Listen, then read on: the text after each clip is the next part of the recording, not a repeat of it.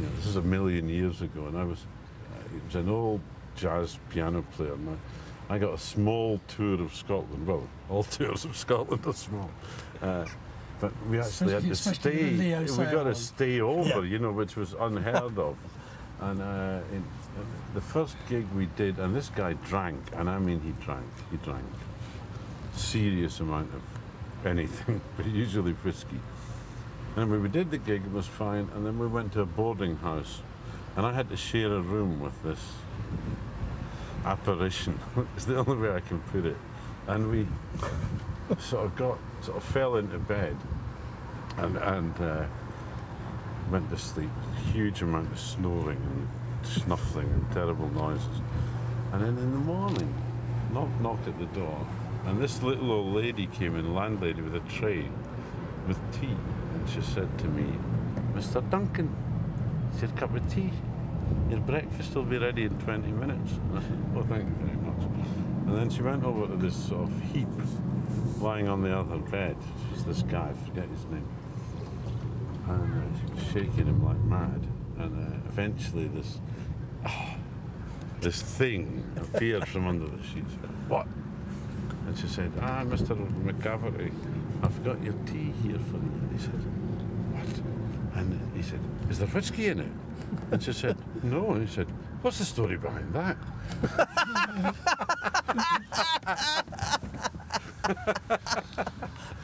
Was it? I remember, it's just reminded me of a coffee story. One morning after a gig, and sitting in reception, you know the way sometimes you get a coffee, and this little Irish waiter came up, you know, a night porter almost, because it was an early get out. He said, "Can I get you anything there?" I said, "Yes, I'd like a coffee, please." Yeah. He said, "Would you like it black or white?" I said, "Sorry." He said, "Would you like it black or white?" I said, "Yeah, no, without milk, that's fine. That's fine, thank you." Right there. He came back about 10 minutes later. He said, "I'm very sorry here, sir." I said, "What's that?" He said, "Well," he said, "there's a bit of a problem with the coffee." I said, "What's that?" He said, "We haven't got any milk." I said, "That's okay, I'll just have it black." As I asked, he said, "But we've got cream. Would you like it without cream?" It's true. Oh, excellent. I did this. A little B&B. Yeah. Would you like it without cream? A story of Jobsworth's, and I was on a tour with the Walker Brothers, Lulu, and some others. I can't remember. And we were in Belfast. Right, we got into the Europa because we were staying. It's pre-barbed wire, so we just go upstairs, and we'd all come back. It was just after 10.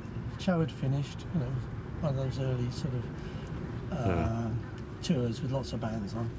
Everyone's in the bar. There's about 12 of us, I think. Well, everyone 12.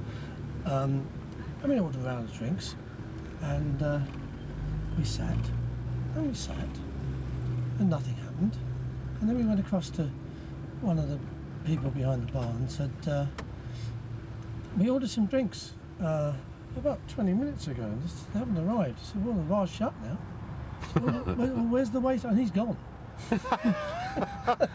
so we're sitting there thinking, well, what do we do? So, well, you'll have to get it from the porter. So we got the porter to come up to the bar, and I wish I remember the name of the guy who was looking after the tour, because he was excellent. And the guy came up and said, "No, I can't do alcohol up here. I can do tea or biscuits." So the guy said, "Okay. I'd like a cup of tea, please." And somebody else said, "I'd like..." Shut up. They elbowed him. So the porter went downstairs, came back with the tea. He said, "I fancy some biscuits." So he went down with some tea, kind of came back with the biscuits, and somebody said, "I'd like a coffee, please." And he came down. And as he came back up with the coffee, he had this pad and said, "Would you like to drink?" Taught him a lesson. Yeah. True, it was in Hawaii. It was. We walked into a hotel on a night off, I may add, and above the bar was a big banner hanging up, and it said, "Tonight's special, scorpions. drink drink 3 and they're all free. Right.